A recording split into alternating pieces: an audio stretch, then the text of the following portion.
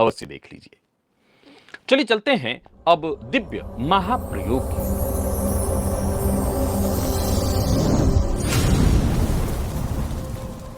प्रिय दर्शकों,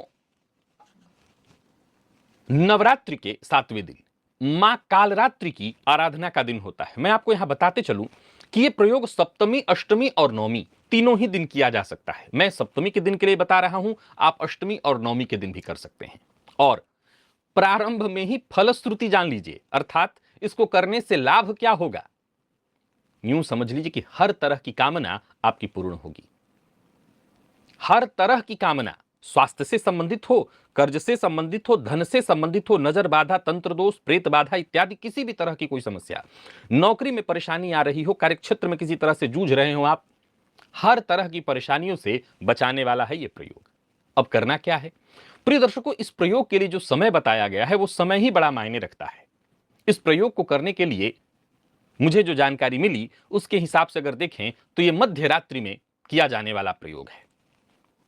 अब ये YouTube है, मैं प्रारंभ में ही कुछ बातें, एक डिस्क्रिप्शन बताना चाहता हूं इस वीडियो के लिए, इस जानकारी के लिए। हो सकता है इस विषय को सुनने के बाद बहुत से ऐसे दर्शक होंगे जो ये लाइन लिखना पसंद करेंगे, क्योंकि उनको करना नहीं है, उनको ही लिखना है केवल। मैं आपसे हाथ जोड़ करके विनम्र निवेदन करता हूं, अगर आपको समझ में ना आए तो कोई जरूरी नहीं है कि आप कमेंट करके अपनी ऊर्जा यहां व्यर्थ बर्बाद करें। अगर आपको समझ में आती है अच्छी बात, मैं कोई दबाव तो डाल ही नहीं रहा हूं कि आपको यह करना है। लेकिन हां, अगर यह प्रयोग करके किसी को लाभ मिल जाए तो इसमें कैसी बुराई। मैं हमेशा कहा करता हूं, व्यये कृते वर्धते व नित्यम। आज मैं ये तो नहीं कहूंगा कि ज्योतिष के क्षेत्र में मैंने कोई बहुत बड़ी क्रांति लाई है, पर मैं ये कहूंगा कि बहुत से लोग आज के समय में अब ज्योतिषी बने हैं और उसमें बहुत बड़ा एक योगदान इस विद्या के व्यय का है। मैंने उसमें जो भी अपना रोल निभाया हो, जो भी अपनी भूमिका निभाई हो, आप जानते हैं उसके बारे में। तो मैं पहले प्रार्थना आपसे करना चाहता हूं, आप पहले सुन लें। अगर आपको समझ में ना आए तो बस हाथ जोड़ें, अलग हटें। अगर समझ में आए तो करें, नहीं तो जाने दें। किसी भी तरह के प्रयोग पर जबकि आप उसके बारे में बिल्कुल नहीं जानते हो, आप जब टीका टिप्पणी करते हैं तो चाहे फायदा आपको इससे मिले न मिले, आपको इसका नुकसान अवश्य हो जाता है। अब प्रयोग सुनिए। प्रिय दर्शकों, ये प्रयोग रात्रि में करना है। अगर आप सचमुच कष्ट और परेशानी से जूझ रहे हैं तो एक रात्रि आप अवश्य निकाल सकते हैं। सप्तमी, अष्टमी, नवमी तीनों में से किसी रात्रि में, मध्य रात्रि 12 बजे के आसपास ये प्रयोग करना है। याद रखिए, रात्रि में प्रयोग है। स्नान इत्यादि आप दिन में भोजन सब करके रखिए, सात्विक भोजन करके रखिएगा, मद्यपान इत्यादि मांसाहार करके मत रहिएगा। सात्विक भोजन किए रहेगा। रात्रि में स्नान करिए। सबसे पहले स्नान करने के पश्चात लाल रंग का आपके पास वस्त्र होगा, वस्त्र धारण कर लीजिए और वस्त्र धारण करके आपको पूजन स्थल पर बैठ जाना है। जाहिर सी बात है, रात्रि 12 बजे का समय है, ज्यादातर लोग सोए होंगे, एकदम शांति होगी और उसी शांति में यह प्रयोग आपको करना है। इस प्रयोग को करने के लिए आपको कुछ सामग्रियों की आवश्यकता होगी, जिसे पहले से ही आप इकट्ठा करके रख लीजिए। एक तिल तेल का दिया, मिट्टी का दिया लीजिए और तिल तेल का दिया उसमें जलाना है आपको। आप चाहें तो बत्ती सीधी भी रख सकते हैं, फूल बत्ती भी रख सकते हैं, यानी रुई की, दोनों में जो आपके पास हो। इससे ज्यादा मतलब नहीं, तिल तेल का दिया वाला आपको एक तिल तेल का एक दिया चाहिए आपको कर्म साक्षी के रूप में। इसके पश्चात आपको एक नींबू चाहिए, काला उड़द थोड़ी सी चाहिए। आप समझ ले कि उसकी एक गिनती की मात्रा लेनी है, आप थोड़ा सा ले लीजिए, लगभग थोड़ा, आप समझ ले 20 दाना रख लीजिए अपने पास। कपूर की एक टिकिया आपके पास चाहिए, 3 लौंग चाहिए, रोली थोड़ी ज्यादा मात्रा में चाहिए और कुछ पुष्प 2-4।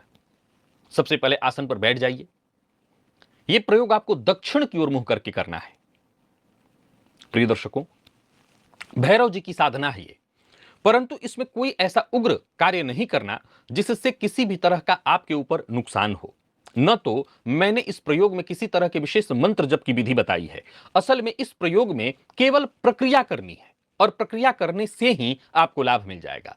अगर आप चाहें तो बम बम बम इस बीज मंत्र का जप मन में कर सकते हैं। बाकी किसी विशेष मंत्र का उल्लेख साधक ने नहीं किया, सिर्फ उन्होंने बताया कि इस प्रक्रिया को पूरा करने से ही चमत्कार हो जाता है।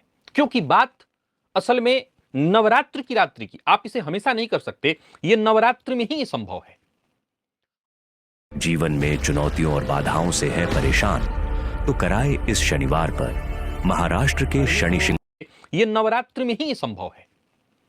अब दक्षिण की ओर मुंह करके आप बैठे हुए हैं।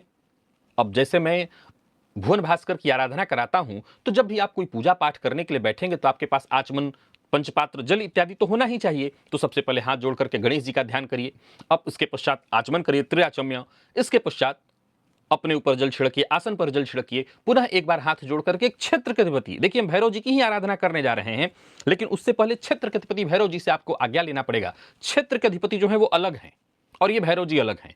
आपको इनसे आज्ञा लेनी है कि मैं कोई विघ्न बाधा परेशानी ना आए, मुझे बस आप आज्ञा दें, मैं ये प्रयोग करने जा रहा हूं।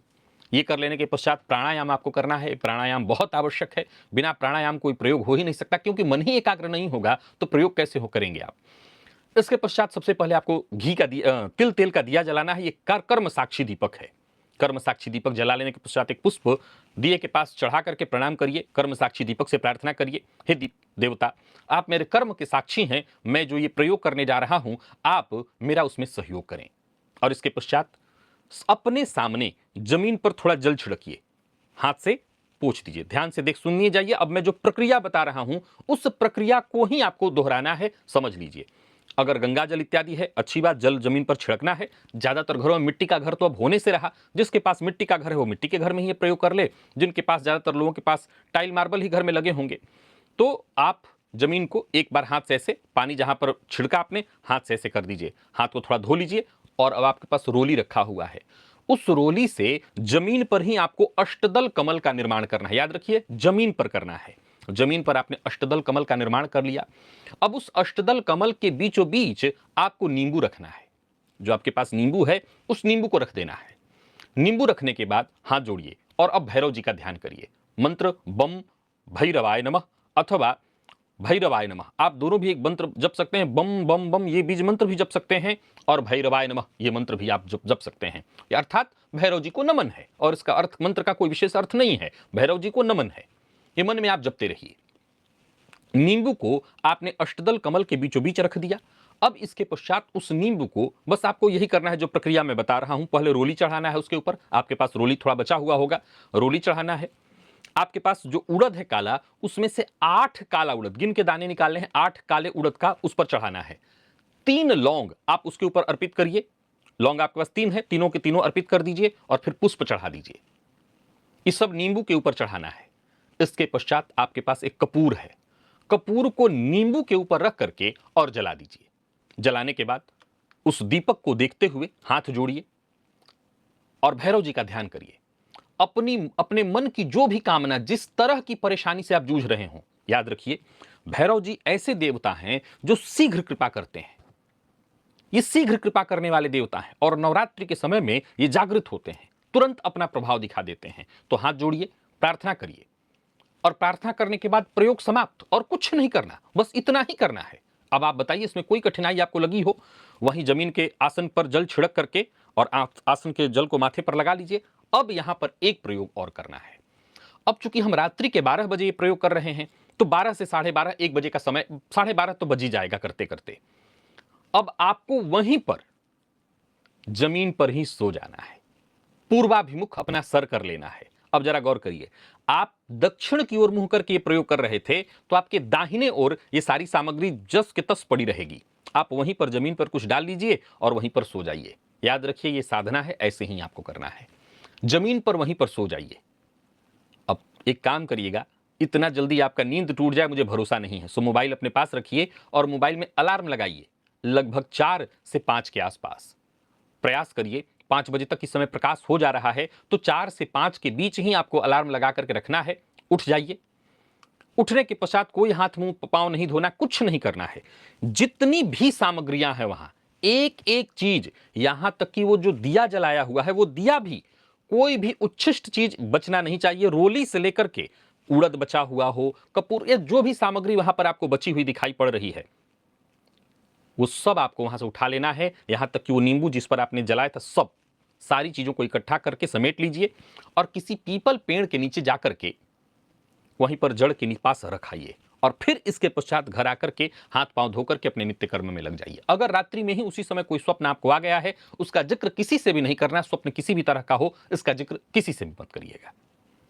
भगवान ने चाहा तो इस प्रयोग को करने के 7 दिन के भीतर भीतर आपकी कामनाएं पूर्ण होंगी। अगर वो 7 दिन में होने जैसी हैं, अब मान लीजिए नौकरी में ट्रांसफर चाहते हैं तो 2 दिन में हो नहीं जाता, प्रमोशन चाहते हैं तो 2 दिन में नहीं हो सकता, चाहते हैं कि आपका कोई शत्रु आज के आज वहां से हट जाए कार्य क्षेत्र से, तो ये 2 दिन में नहीं हो सकता, ये प्रक्रिया में समय लग सकती है। लेकिन कोई ऐसा कार्य जो कम से कम तो 7 दिन में ही आपका पूर्ण हो जाएगा। एक बार आप आजमा लीजिए। उस प्रयोग में ऐसी कोई विशेष विधि नहीं है जिससे किसी भी तरह का कोई डर या भय हो, बस इतना ही करना है।